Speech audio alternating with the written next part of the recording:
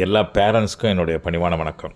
அதாவது அபாக்கஸ் இந்த வார்த்தையை நம்ம நிறைய டைம் கேள்விப்பட்டிருப்போம். கொஞ்சம் ஆழமாக அதுக்குள்ளே போயிருப்போம். அப்புறம் அதை பற்றி பெருசாக ஃபோக்கஸ் பண்ணியிருக்க மாட்டோம், விட்டுருப்போம்.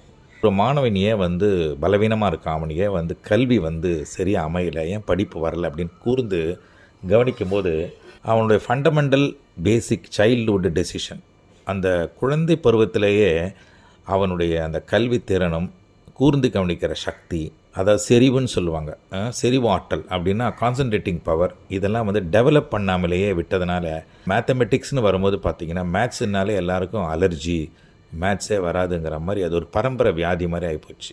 இது மேத்ஸ் கிடையாது, இது மாணவனுடைய ஞாபக சக்தி நினைவாட்டில் தூண்டுகின்ற ஒரு தங்க சாவின்னு தான், கோல்டன் கீன்னு தான் சொல்ல முடியும் அந்த அபாக்கஸ். ஸோ கோஜன் அபாக்கஸ் சென்டர் உங்கள் குழந்தைகளை சிறந்த மாணவர்களாக்குவதற்குரிய அடித்தளத்தை வகுக்கும். நம்பி வாங்க, உங்கள் குழந்தைங்களை ப்ளஸ் பண்ணுங்கள். தேங்க்யூ.